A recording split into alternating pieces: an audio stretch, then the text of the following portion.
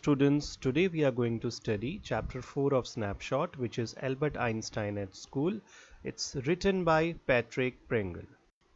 Now let's see who Patrick Pringle is. Basically, he was born in 1917 in London, which is in UK, and he has written books like Jolly Roger, Story of a Green, Age of Piracy, and he was even nominated for Edgar Award for the best fact crime. You can see a picture of the writer, and he's still alive as per May 2020, and he's around 103 years of age. So as you know, this story is about Albert Einstein, the genius of the last century. And here I have some personal information about Albert Einstein, like he was born on 14th March in 1879 in German city of Ulm. He died on 18th April 1955 in New Jersey, USA. And his first wife name was Mileva Merrick, and second wife was Elsa, who was his cousin. And he was awarded with many prizes like Bernard Medal, Nobel Prize in Physics, and as well as Time Person of the Century. And you'll be surprised to know that he was a son of a salesman who later operated an electrochemical factory. I also have some more pictures of his family members. You can see his parents, Abraham and Helen, in the first photograph. These photos are very rare, and in the middle photograph you have a solo picture of Albert Einstein when he was a small young boy, and the third picture is of Albert with his sister Maza. Now let's see the characters of this story. We have Albert Einstein, who's the protagonist, the main hero, and then we have Mr. Braun, who's Albert's history teacher in high school. Yuri is one of Albert's best friend in Munich. Munich is a place in Germany where Albert used to live all alone. Elsa is the cousin of Einstein. Then we have Dr. Ernest Weil. He is basically a specialist of nerves and an old friend of Yuri. Mr. Koch is mathematics teacher of Albert in high school. And we even have a head teacher whose name is not mentioned in this story. Okay, keep watching this video as there are a lot of surprises for you and a lot of new learning. And before that, let's go through the important word meanings and difficult words from this particular chapter. To simplify things for you, I have even mentioned the page numbers of all the word meanings. So let's start. So the first difficult or tricky word I have is unthinking, which means with no sense. That means when you think without thinking and you just say something. Speechless means when you're not able to speak something or you turn mute as your brain stops working. Frankly means truthfully, when you say something truly. Disgrace means shameful or shame for somebody. Point it out means when you indicate things at somebody. Miserable means unhappy or dejected. Dejected is a better word to be used here. Squalor means uncleanliness, and it has been used in reference to the rented accommodation of Albert, as he used to live all alone in Munich and he was very unhappy over there, so the word glumly has been used here. Geology is basically study or science of land. Okay, wailing means crying. Get on my nerves is basically a phrase which means troubled a lot. Gleamed means shined. Reluctantly means hesitantly. Appointment when you take a meeting with somebody. Hesitated means when you speak or with indecision or when you're not able to speak freely. Briskly means quickly. Summoned when you call somebody. Mincing means cutting or chopping. Rebellion means when you fight or revolt against something, and stalked on means walked out. So let's start the lesson now. And as you know, Albert Einstein is regarded as the greatest physicist since Newton. And in the following extract that we are going to read today, the name of the book from where it has been taken is The Young Einstein, and it's written by a very well-known biographer, Patrick Pringle, the same person whom I introduced to you in the first beginning of the video. And he describes the circumstances which led to Albert Einstein expulsion from a German school. That means why he was kicked out. So let's know and study further. Okay, before we start this chapter, I would like to just give you a recap because in class ninth also you must have studied the chapter A Truly Beautiful Mind, and it was on Albert Einstein. And there we studied that he went to a high school in Munich where his family had moved, but that time he was just 15 months old, and he used to score good marks in every subject, but he hated the school regimentation, that means the discipline and the regular routine, and he used to often clash with teachers. But at the age of 15 his family actually moved from there and he was left all alone. And so in this particular chapter we are going to study his high school life and the challenges faced by him when he was living all alone in Munich. To simplify things for you, I have broken up the chapter into various headings and incidents. So it will be very easy for you if you go through uh, like this. So the first thing I want to talk about in this chapter is Albert's argument with his teacher, Mr. Brown, who was basically his history teacher.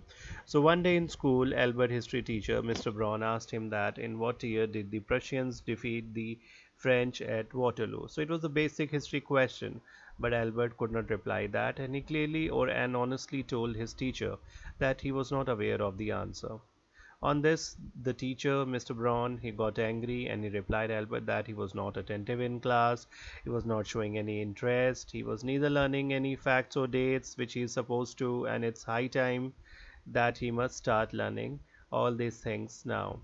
But Albert's thinking was totally different, and he was not like the other students in the classroom.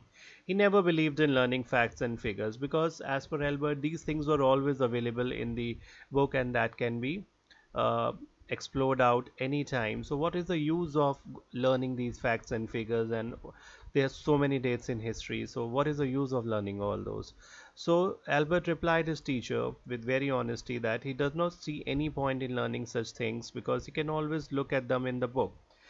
For example, that if there was a fight between two parties, so Albert told his history teacher that instead of identifying who won the battle and which team killed soldiers of which team and how many soldiers were killed, instead of that we should focus more on identifying that why the hell the armies fought with each other. So on this, the history teacher got very much irritated, and he said that the whole class doesn't want to listen to your lecture, and he even added that it's not the way he should continue his studies, and if this is the way he used to continue, then he must not come to school, and he must ask his father to take him away. So after leaving the school that day, Albert was still unhappy because not just because he had a very bad day at school, but also that he had to come again to the same boring, monotonous place the very next day, and he used to study with the same teachers. Albert life was not at all happy in Munich. There were many reasons behind it. One of them was the tight rules at school. None of the teachers understood his potential. He often had heated arguments with teacher and he did not agree with them, and even he was not happy with the rented accommodation. So in the story we got to know that his father was not very rich, he was a poor man, and Albert used to get limited money, so that's the reason his accommodation was not satisfactory. It was in a slum area where there were a lot of violence between the students who were living there. They used to even fight and kill each other, and apart from the noises from the local areas, there was also a lot of noise and uh, sounds in the house because there were a lot of kids with the landlady, and the landlady used to beat her children very often, and then the children used to cry, scream, shout. And on the Saturday and Sunday something different used to happen. Her husband used to drink a lot and then he used to beat the same landlady. So the house was never uh, faced any silence, and there was always a lot of scream noise all around, and he was very irritated. And on the contrary, when he used to practice his violin, the landlady used to come and scream at Einstein because she never liked the sound of the violin. So he was not at all happy, so nothing good was going in his life. Now, if I talk about Albert's well-wishers in Munich, there were hardly any. He only had one good friend whose name was Yuri, and he was always there to support Albert. He always shared his thoughts. He used to motivate Albert, and sometimes Albert's cousin Elsa, she used to visit Munich, and but originally she used to live in Berlin with her father, as his father was a businessman. And she used to also motivate Albert to learn or mug a few things because it was just matter of like few months, and Albert had to just finish up his high school, and only after that he could get a diploma and then change his institution. So, since things were not going good with Albert, he was very much frustrated with his life, and he finally plans to leave the school. And for this particular reason, he sought help with Yuri, and he made a plan to leave the school. So, he told Yuri that he wanted to meet a doctor, especially a neurologist, who can actually help Albert in giving a fake certificate stating that he was suffering from nervous breakdown, and then he could take some time written on the certificate that he must not attend the school, and then he thought that showing that certificate he will easily get off from school, and then he will go to his parents. He could not go to his parents directly because he knew that his parents are not going to listen, as they were earning money very hard, and they didn't want that Albert should leave the school and come back home. So for this, he tells Yuri to find a doctor, and Yuri is very much successful in this. He knew many doctors who were fresh students or fresh doctors, and one of them was actually a neurologist. And Yuri somehow fixes up an appointment with the doctor, and when Albert goes there, the doctor tells Albert that he already know all the things as they were already told by Yuri, and finally the doctor gives a certificate after meeting him, and on that he writes as suggested by Albert that Albert almost had nervous breakdown and he must stay away from school for at least 6 months. So Albert was very happy that next 6 months he's going to spend at his home in Milan, and he will not be attending such boring schools, and he will just come for giving exams, and then he will get his degree or diploma.